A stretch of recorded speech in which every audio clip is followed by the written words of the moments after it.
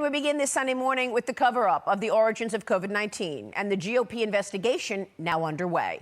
The U.S. Energy Department last week confirmed what we first reported to you on this program back in February of 2020, that COVID-19 most likely originated from a laboratory leak in China, not from a wet market, which Communist China continues to claim. This follows the same conclusion reached by the FBI. Arkansas Republican Senator Tom Cotton was first to break the news on the origins of COVID-19 right here on this program.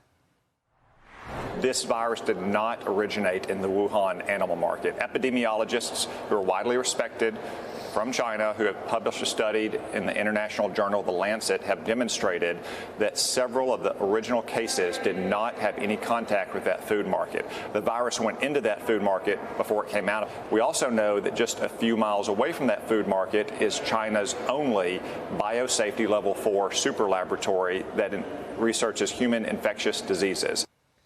Following Cotton's appearance, the pushback from the mainstream media to the lab leak theory was immediate. Major news publications such as the New York Times and the Washington Post were quick to dismiss it and attack Senator Cotton, instead of standing up to the Chinese Communist Party, which at the time was refuting it, while also refusing any investigators into that Wuhan lab.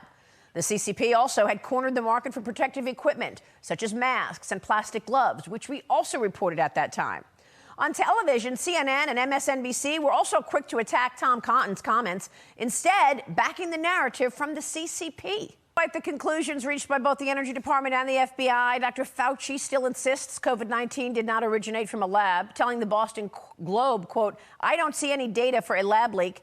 This after the NIH-funded EcoHealth Alliance, which sent that money, the funding, to the Wuhan lab for gain-of-function research. Senator Cotton spoke with me on Thursday over on Fox Business's Mornings with Maria about the initial response by the federal government and the mainstream media to the origins of COVID.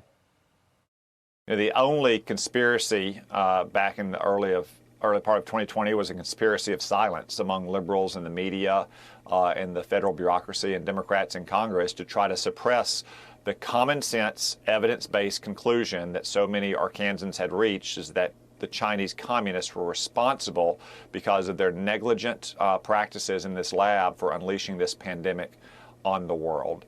That's the only conspiracy theory that was circulating around. And unfortunately, you still see, in some degree, that conspiracy of silence.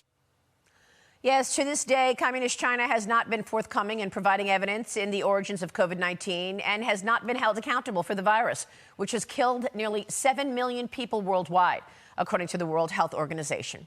Joining me now is the chairman of the House Judiciary Committee. He is Ohio Republican Congressman Jim Jordan. Mr. Chairman, thanks very much for being here. Good to be with you, Maria. You've got two upcoming hearings this week, the subcommittee on COVID, and then, of course, the weaponization of government. What are we going to learn this week, do you think? Well, first on the COVID issue, understand that on January 31st, 10:32 p.m., 2020. So right at the get-go, Dr. Fauci gets an email from Dr. Christian Andersen, which says virus looks engineered, virus not consistent with evolutionary theory. The next day, he gets another email from Dr. Garry. Now, these are doctors he's handed out our tax dollars to over the years. Dr. Garry's email says, "I don't know how this happens in nature. It would be easy to do in a lab." That same day, February 1st, 2020. So again, right at the start, that same day, Dr. Fauci organizes a conference call.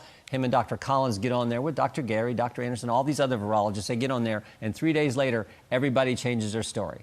The same guy who said this would be easy to do in a lab says, "Oh, now you're crazy if you think it came from a lab." The same guy that says, "I don't know how this looks engineered," he changes his story. And then the kicker is, 3 months later, those same two doctors, Dr. Andersen and Dr. Garry, get a several million-dollar grant from Dr. Fauci to continue their research. So the fundamental question is, why was Dr. Fauci so consumed with making sure the narrative wasn't about the lab? I think it's because they were doing gain-of-function research there. He didn't want that out. And that was the narrative that everyone on the left bought into, even though the facts and common sense, maybe most importantly, pointed to the lab leak theory. I mean, this is something that we should all agree on. Yeah. Let's get to the bottom of this disease, this virus that killed 7 million people across the world. I don't understand the media immediately going with this Democrat narrative and the CCP narrative rather than forcing for an investigation. Yeah, why not just give us the facts, be transparent with this, but understand with this virus, they have told us all kinds of things that turned out to be false. I mean, they told us it didn't come from a lab. Now, again, it looks like it sure did because the Department of Energy, FBI, everyone says it came from a lab. Now, they said it wasn't gain-of-function research. Sure looks like it was. They said it wasn't our tax dollars used at that Wuhan Institute of Virology. Yes, they were through EcoHealth. They went there. And then, of course, they told us that the vaccinated couldn't get it. The vaccinated couldn't transmit it. They told us that there was no such thing as natural immunity. This would be the first virus in history where there's no such thing as natural immunity. So time and time again, they told us things that were not accurate. Again, the fundamental question is why? What was was it politics motivating them or what? But I always tell people, I always say, we're Americans. We're big boys and girls. We can handle it. Right. It's supposed to be a government of the people, by the people, for the people. So tell we the people the truth. Quit trying to quit lying to us.